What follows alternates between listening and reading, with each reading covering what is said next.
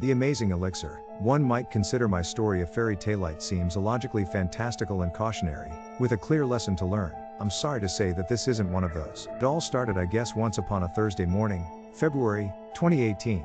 I'll never forget that day, or the days that followed. I was a proud and easygoing father of two beautiful girls at the time, Hannah, 8, and Chloe, 7. As the manager for a diner now derelict and dead, I was what you might call a workaholic. My wife, Cindy, was the one who spent the most time with our daughters, and I was always the distant one in the family, never having enough time to spare other than the weekends and, well, now. Fortunately, my staff and coworkers were always there to support me when she couldn't, being a carer who was well as to dealing with lonely, tired and often stressed people. I loved my job, but I loved my daughters more than life itself. Despite my efforts, the place wasn't as popular anymore, with new food chains and restaurants opening everywhere in Topeka, Kansas, stealing away many of our former diners. We knew we wouldn't have long left, so my efforts slowed down and I started to collect my earnings, dreading the day of closure upon us. But there was an upside: I didn't always have to spend as much time working there, meaning I could finally and fully prepare for the first time, in advance, for Hannah's birthday on the 15th. Prior to the diner's dying days,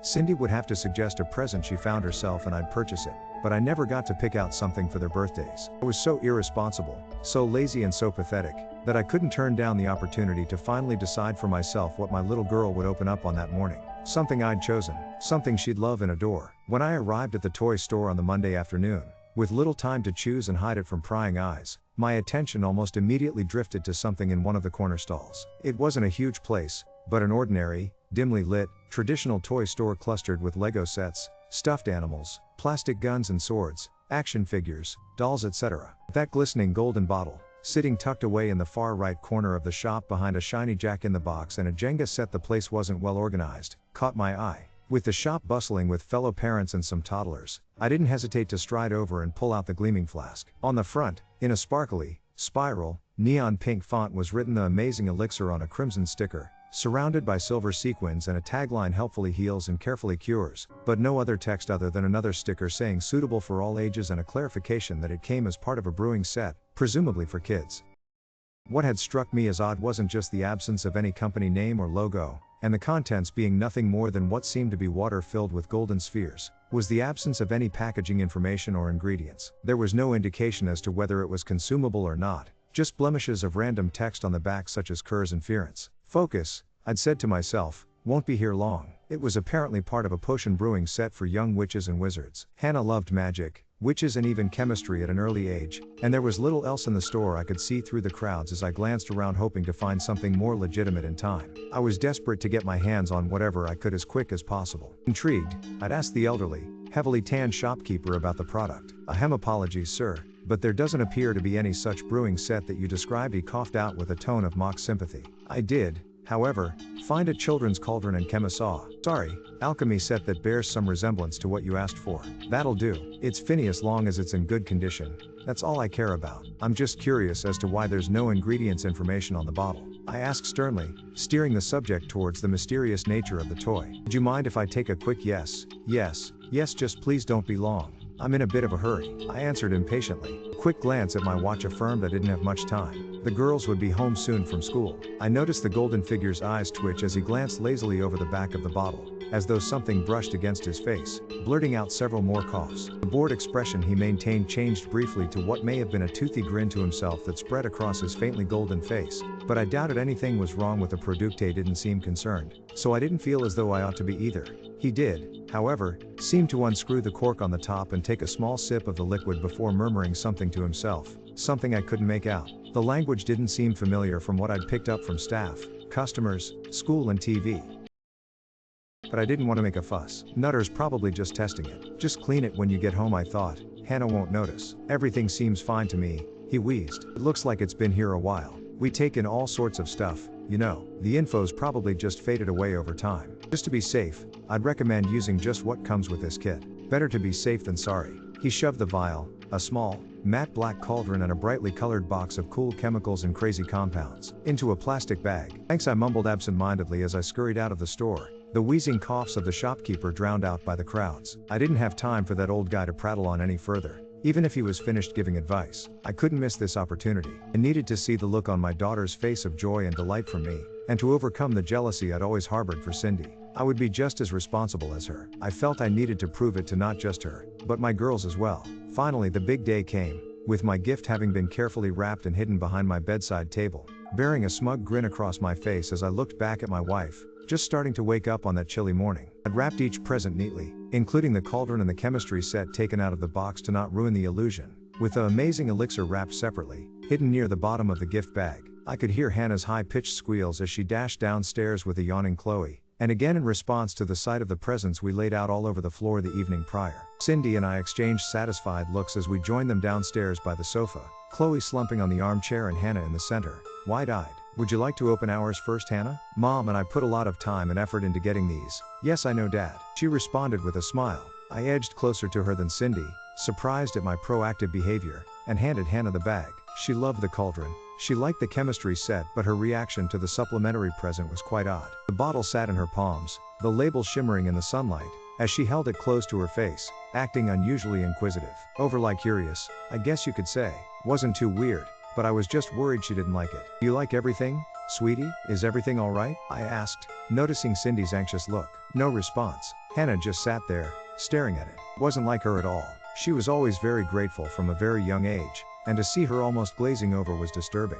Her hand was shaking as she held it, with a weak, dreamy grin plastered on her face. Then I'd noticed Hannah starting to unscrew the cork, her pupils fixed on the watery liquid inside. Hannah, don't drink it, honey. It'll make you very, very sick. Just put the top back on, Cindy warned. Hannah had taken no notice of her pleas, and after removing the cork, started to tip the contents onto her lips and into her mouth, and we lunged forwards. I ran her mouth under the tap, as Cindy softly scolded Hannah, as though she were a kitten who'd scratched a guest. There was no trace of the liquid, and I prayed to God she hadn't swallowed any of it. Maybe she just didn't hear her properly. I thought, she's tried to eat clay before. Kids often do crap like this. It's just Hannah being Hannah. Hannah was fine for the rest of the day, and when we asked her about it, she just mumbled something about not hearing Cindy, and we responded naturally by reminding her not to lie. She wouldn't speak clearly, as though she feared telling the truth like she would get in trouble. We're not angry with you, I insisted to her sulking face. We're just trying to keep you safe and healthy, okay? Tell us when you're using it, and we'll make sure it's safe, okay, Hannah? She nodded. Cindy kept the bottle on her bedside cabinet for the rest of the day, so I was obviously startled in the morning to find it in Chloe's the next morning while cleaning up. It was just over half empty. We immediately confronted Chloe, who behaved exactly as Hannah had, offensive, quiet and refusing to give us a straight answer as to why it was half empty. Cindy rushed the two to the doctors, fearing they'd drank their share of the stuff, with the two having the convenient habit of sharing things with each other, which wasn't as admirable as it was before. Cindy came home with the two, letting of little more than a sigh of relief and an expression of severe tiredness. I wasn't satisfied with this. Hannah,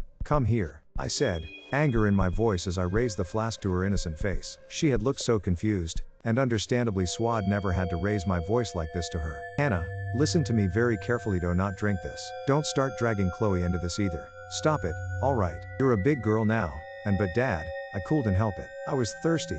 My throat was so dry. I had to drink it. Dad, I had to. Please, she whimpered. Enough, Hannah, Cindy screamed. Stop lying to us. This isn't like you. You're a good girl. And with that, Hannah had dashed upstairs, crying softly. Chloe had sat silently in the armchair, head in her hands. Cindy took the bottle, and put it high on the furthest kitchen shelf in the corner, above their nimble fingers, and then stormed out.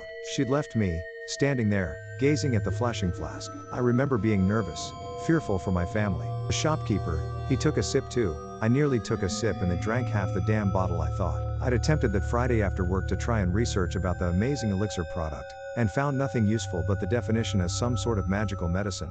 So I reasoned as a product clearly marketed for children it wouldn't be too harmful, especially with such a title, but I still had my doubts. Cindy reassured me that night that the doctor found that there were no serious symptoms he'd observed, but had recommended another checkup on the Saturday morning since he's noticed their throats were unusually dry, Cindy commenting that they had dry coughs all the way home until she stopped to buy drinks that they accepted eagerly.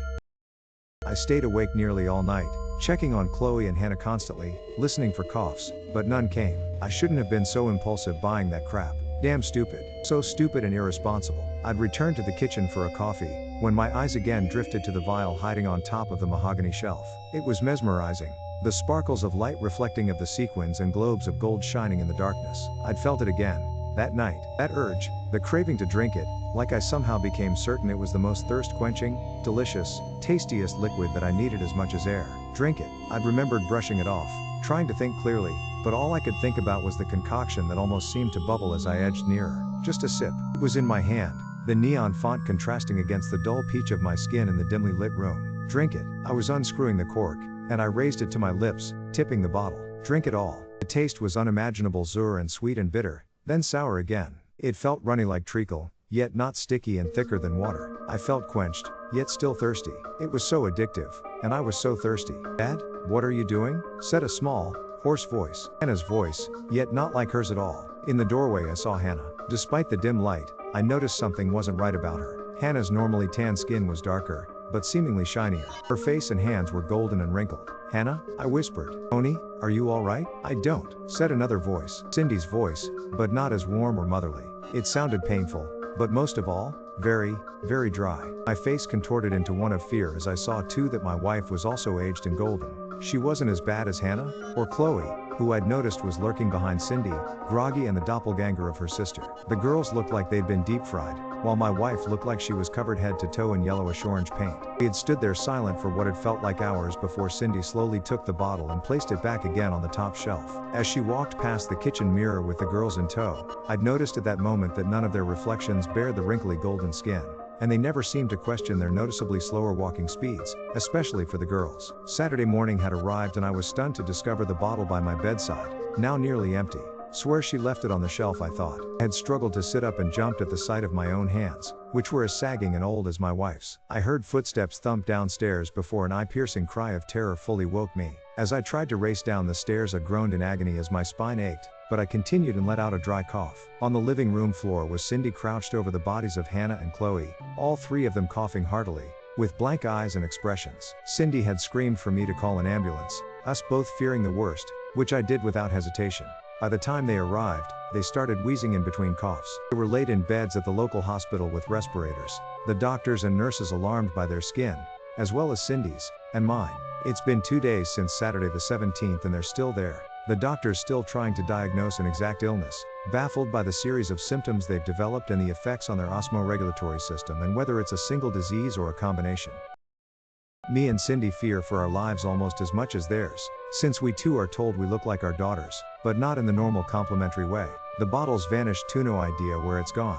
I'm watching over them in their ward, and I know it won't be long before I'll be in a similar position. As I briefly look away, I catch a glimpse of a familiar Fasithi shopkeeper, walking down the furthest corridor. He turns to look at me, and I gasp in horror. This isn't the shopkeeper I'd met on Thursday. His skin is a perfect peach and pristine, giving off a more youthful image, but his identity still remained. No coughing, no wheezing, nothing. He's younger. As the truth dawns on me, he gives me a sinister smile, bearing chalk-white teeth and a flicker of light in his eyes, before walking calmly off, out of sight. Written by DDT888.